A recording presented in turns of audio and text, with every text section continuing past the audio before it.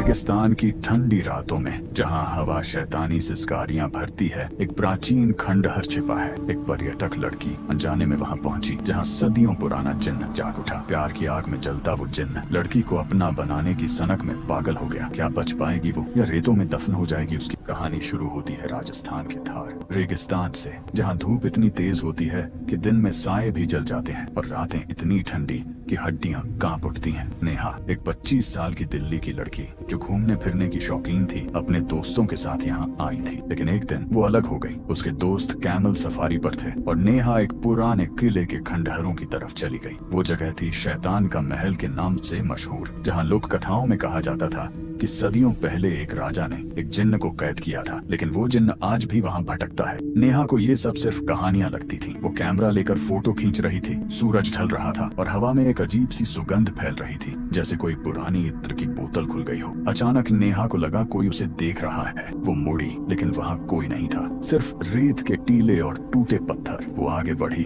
और एक गुफा जैसी जगह में घुस गई। अंदर अंधेरा था, लेकिन दीवारों पर नक्काशियां थीं, अजीब और गरीब चेहरे जिनकी आंखें चमक रही थीं। नेहा ने फ्लैशलाइट जलाई और तभी एक ठंडी हवा का झोंका आया। कौन हो तुम? एक गहरी मधुर आवाज गूंजी। नेहा चौंक गई। वो आवाज कहीं से भी आ रही थी, जैसे दीवारें बोल रही हों। मैं नेहा हूँ, टूरिस्ट, यहाँ गलती से आ गई, उसने डरते हुए कहा। लेकिन जवाब में हंसी गूंजी, एक ऐसी हंसी जो डराती भी थी और आकर्षित भी करती थी। फिर अंधेरे से ट्यूबे हुई एक साया निकला। वो था जिन्न, लंबा काला साया, लेकिन उसकी आंखें लाल थीं और चेहरा इतना सुंदर कि नेहा एक पल को ठिठक गई। जिन्न का नाम था जफर, सदियों पहले का एक राजकुमार जिसे श्राप से जिन्न बना दिया गया था। वो बोला, सदियों से मैं यहाँ कैद हूँ। नेहा, तुम्हारी आंखें वो मुझे मेरी खोई हुई प्रेमिका की याद दिलाती हैं। नेहा का दिल धड़क उठा। वो डर रही थी, लेकिन जिन्न की आवाज में एक जाना एक जादू था। वो करीब आया और नेहा को लगा जैसे कोई आपस से कोई अदृश्य हाथ उसे छू रहा हो। रुको, नेहा चिल्लाई, लेकिन जिन्न ने हंसते हुए कहा, तुम मेरी हो नेहा, मैं तुम्हें प्यार करूंगा हमेशा के लिए। वो रोमांटिक था, लेकिन उसका प्यार जबरदस्ती का था। जिन्न ने नेहा को अपनी बाहों में जकड़ लिया। वो बाहें हवा की तरह थीं, लेकिन मजबूत। नेहा विरोध करती रही, लेकिन जिन्न की आंखों में वो पागलपन था जो प्यार को डरावना बना देता था। रात गहराती गई। जिन्न ने नेहा को खंडहर के अंदर ले जाकर कैद कर लिया। वो उसे पुरानी कहानियां सुनाता, अपनी जिंदगी की, अपने प्यार की। मैं तुम्हें रानी बनाऊंगा नेहा, ये रेगिस्तान हमारा महल होगा, वो कहता। नेहा का दिल कभी पिघलता, क्योंकि जिन्न की आवाज में दर्द था, लेकिन फिर वो याद करती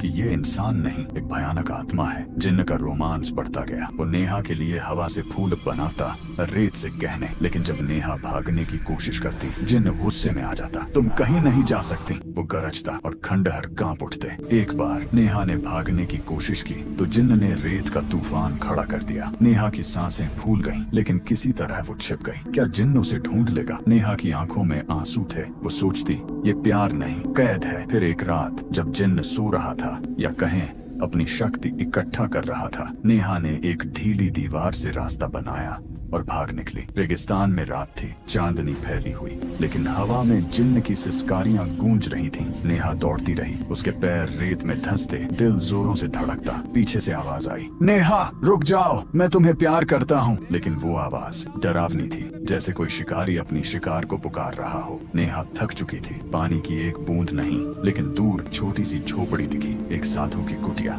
वो दौड़कर वहाँ पहुंची। दरवाजा खटखटाया। अंदर से एक बूढ़ा साधु निकला, सफेद दाढ़ी, आंखें शांत। बेटी क्या हुआ? साधु ने पूछा। नेहा रोते हुए सब बता दिया। जिन्न का प्यार, उसकी जबरदस्ती, भागना। साधु ने मुस्कुराते हुए कहा, ये जिन्न सदियों पुराना है बेटी, उसका प्यार जहरीला है, लेकिन मैं तुम्हारी मदद करूंगा। साधु ने एक ताबीज बनाया, रेत, जड़ी बूटियों और मंत्रों से। इसे गले में डालो और जिन्न का सामना करो। नेहा डरी हुई थी, लेकिन कोई चारा नहीं था। तभी कुटिया कांप उठी। जिन्न आ गया था। नेहा मुझे दो, वो चिल्लाया। उसका साया बड़ा होता गया। नेहा ने ताबीज पहना और मंत्र पढ़ा। जिन्न करीब आया। नेहा को छूने की कोशिश की, लेकिन ताबीज की रोशनी से वो जलने लगा। नहीं नेहा, मेरा प्यार, जिन्न चीखा, लेकिन उसका शरीर राख बनता गया। नेहा की आंखों में आंसू थे, डर के साथ थोड़ा दर्द, क्योंकि जिन्न का प्यार भले जबरदस्ती का था, लेकिन कहीं न कहीं सच्चा लगता था। आखिरकार जिन्न जलकर राख हो गया और हवा शांत हो गई। नेहा साधु को धन्यवाद Thank you, देकर लौट साधु आई, जी। लेकिन वो रात उसके साथ रही,